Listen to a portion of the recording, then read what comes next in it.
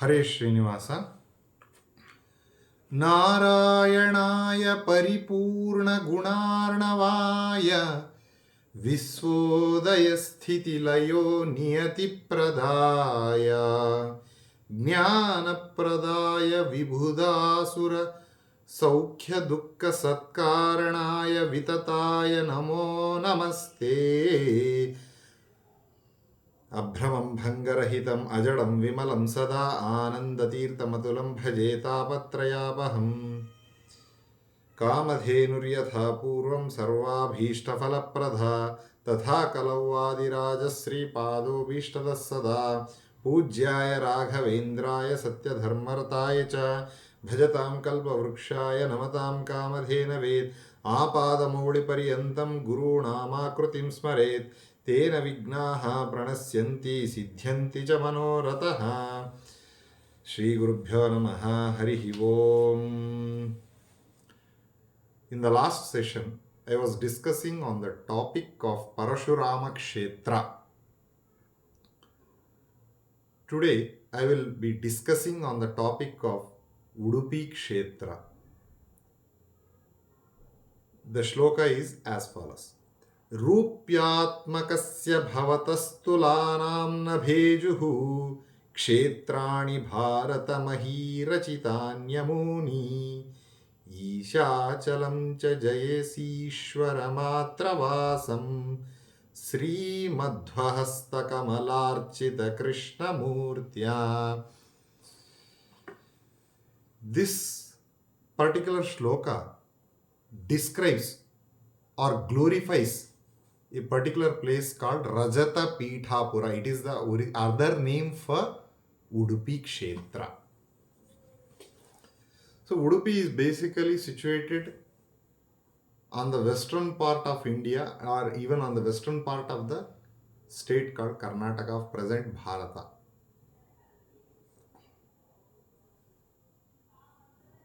This particular shloka, what it means is, here the writer of the person who has given this scripture, Sri Vadiraja Swami, glorifies in the following way. Like, O Rajata Peethapura. That means he is glorifying in the exclamation with the name, with O. The word is O. The O Rajata Peethapura. There is no other place on the planet equal to you. This is the place where Lord Krishna's deity is available, which is worshipped by Jagadguru Madhvacharya, and it excels even Kailasha Parvata in all spheres. This is the meaning of this particular shloka. Here, one must not get offended by listening to the words like O Rajata Peethapura, no other place is as equal as you. Like this kind of words are being used. One should not get offended. The reason is, the poet will have a certain degree of freedom. He can glorify the particular places whenever they are describing this particular topic. For example, in some scriptures, the glorification, when a person gives commentary on Ramayana, he glorifies more about Lord Rama. But one should not get offended. But the same person, when he discusses on the topic of Mahabharata, he will glorify more about the Krishna. It is same, one and the same Lord. So here the poet, the writer, or the person who gave the scripture has glorified by stating that his original intentions are, this particular Rajata Peethapura is more glorious, or more, it excels more in all terms even than Kailas. The reason why he has stated is, Udupi, for example, is a place which has the world famous temple of Lord Sri Krishna, which is installed by none other than Jagadguru Sri Madhvacharya himself. On the other side, there is Lord Ananteshwara temple. On the other side, on the back of that, there is Lord Shiva's temple, Chandramaulishwara. So in Kailasha, Lord Shiva alone will be there. Whereas here in Udupi, it is Lord Krishna, even the presence of Jagadguru Madhvacharya, and even Lord Shiva. So all the three people are involved in this particular place. So one is Lord Vishnu over here, the other one is the greatest Vaishnava, Lord Shiva over there. So here it is glorified in this method. So why this particular place is called as Rajata Peethapura or Udupi? There is a reason behind this one. Rajata Peethapura means, Rajata means silver. Peetha means pedestal. Pura means place. So the meaning of this particular place is called as silver pedestal place. There is a history behind this one. So none of these scriptures are mere stories. They are all histories. There is a difference between a story and history. Story can be of imagination, whereas a history is a definite incident which has happened, if not now, sometime previous, many yugas back itself. The reference of this one is there available in Skanda Purana. It is one among the 18 Puranas. So the Skanda Purana glorifies about Rajata Peethapura. The reason as to why it is called as Rajata Peethapura I will be explaining here. So in this particular place, as I discussed in the previous session, Lord Parashurama, how he has created this particular Parashurama kshetra. So he has shot an arrow which went up to the present day Kerala, the southern tip of the Kerala, and the sea waters went back. So a new land is created. So this particular kshetra was called as Parashurama kshetra, which I have discussed in the earlier sessions. So after creating that particular portion of the land, he has appointed a king by name Ramabhoja. So he undertook a yajna. He wants to undertake an yaga.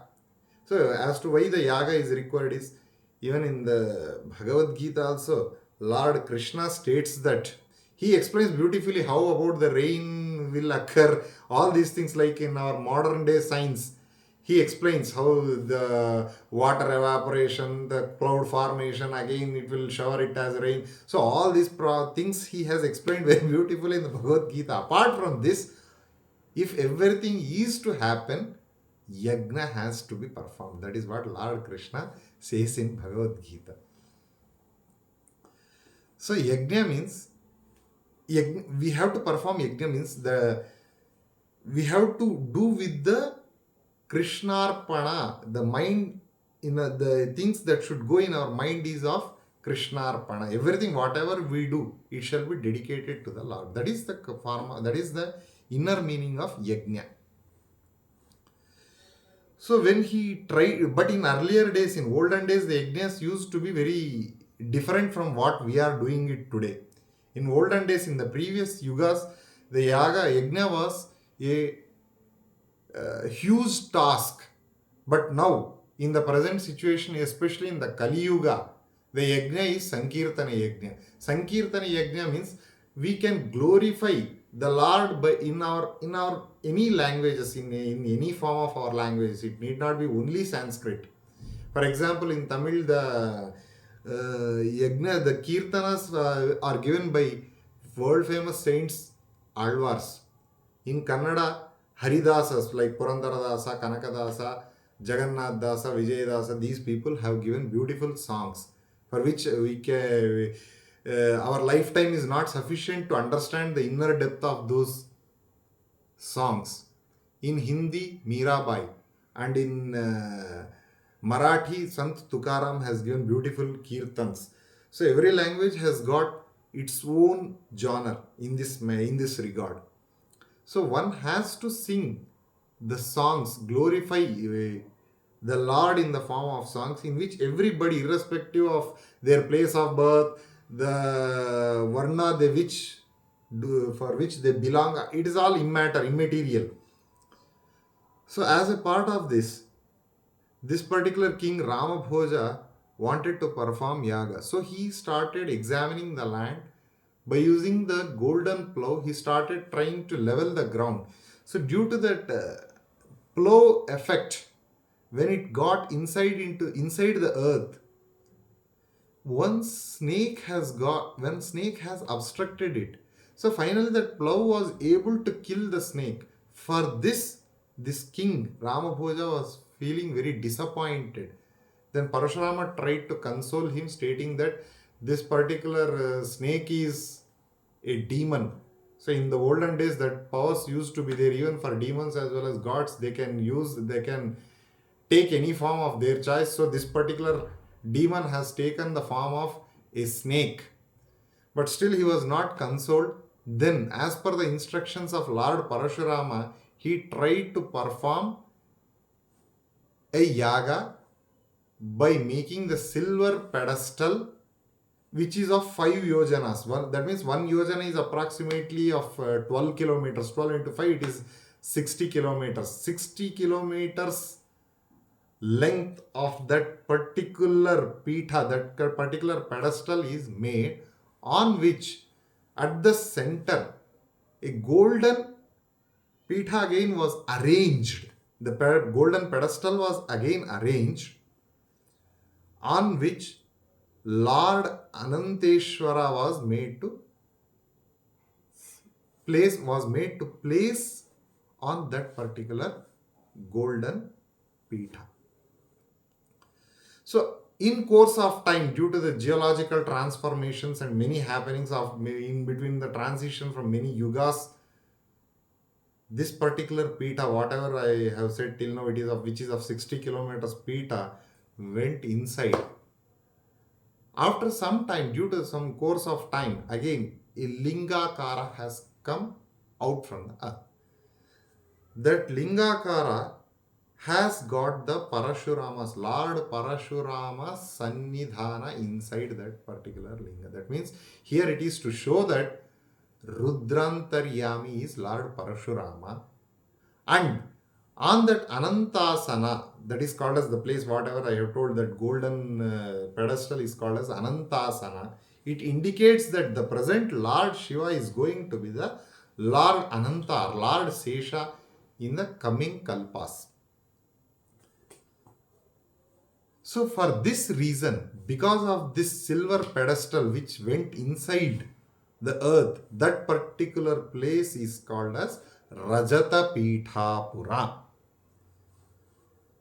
After completion, once when we examine the surroundings of this particular place, there is a place called Ananta Sarovara or Madhva Sarovara, which is at the northeast of this Ananteshwara temple over there. When one goes to Udupi, we can see all these places. So on the northeast of that, there is a Madhva Sarovara. And on the 4 sides, the Durga temples, the Durga deities were installed. The names of those places are Kadiyali, Putturu, Kanarpadi and Bailuru. So in these 4 directions, goddess Durga deities were installed. And again on the 4 different corners, the names of those places are Tangodu, Mangodu, Aritodu, Muchelakodu. So on all these 4 directions, as I said, because of that Sarpa dosha, what he got after killing that particular snake, he got some Sarpa dosha. So in order to get himself rid of that Sarpa dosha, he has installed the 4 Naga Devatas, the Naga Devalayas around the corners of this particular place, called as these 4 particular places. So because of this reason, this place is called as Rajata Pithapura. Coming to the name as to why it is given as Udupi, I will be explaining right now. So we all know there was a king by name Daksha Prajapati. He had many daughters, out of which 27 daughters were given to Lord Moon, Chandra Devata. So out of that, who are all those 27 is the nakshatras as per the Hindu calendar, what we say. Aswini, Bharani, Krutika, Rohini, Mrugasira, all these people, all these are the names of the daughters of Daksha Prajapati who were given and married to Lord God Moon. So out of this Chandra, he was showing a little bit partiality towards one particular wife called Rohini.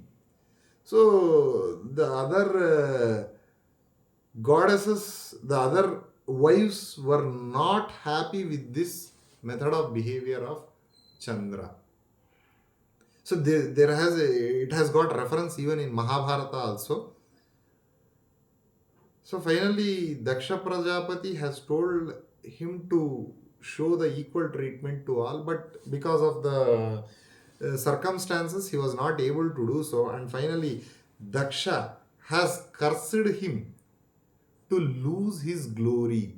Because of that only, this much problems were happening. So he cursed moon to lose the glory, or to lose the divinity what he was having. So with this he got depressed, and finally he got disappointed, and he finally tried to perform a penance pleasing Lord Shiva. So that has happened in this particular place called as Udupi. So Lord Shiva has blessed him to gain back his glory, and that particular happen, and there is particular for this particular reason only he is called as Chandra Maulishwara. In that particular place there is a temple dedicated to Lord Shiva known as Chandra Maulishwara, which is in the back of the present Anantasana temple over there. So Udu means Chandra, that is moon. Udupi means Nakshatradhipa Chandra, who has performed a penance at this place. This is the reason it is called as Udupi. See, so there are many things which one can observe very keenly is, see here, one can see this as Ananteshwara as Narayana, and Chandramaulishwara as Lord Shiva. One is Supreme Lord Vishnu, the other one is the Supreme Devotee Lord Shiva. So for this purpose, Vadiraja Swami has glorified this particular Rajata Pithapura in this manner. Coming to the parts of coming to this part of the touring or the visiting the pilgrimage places is, one expects a permanent happiness that is called as Swarupa Sukha, which is always to be there in the particular. For that purpose, everybody hankers for this reason only, to attain the moksha. For that purpose, we need Lord Sri Hari's mercy and a complete devotion in him. And we require a divine transcendental knowledge.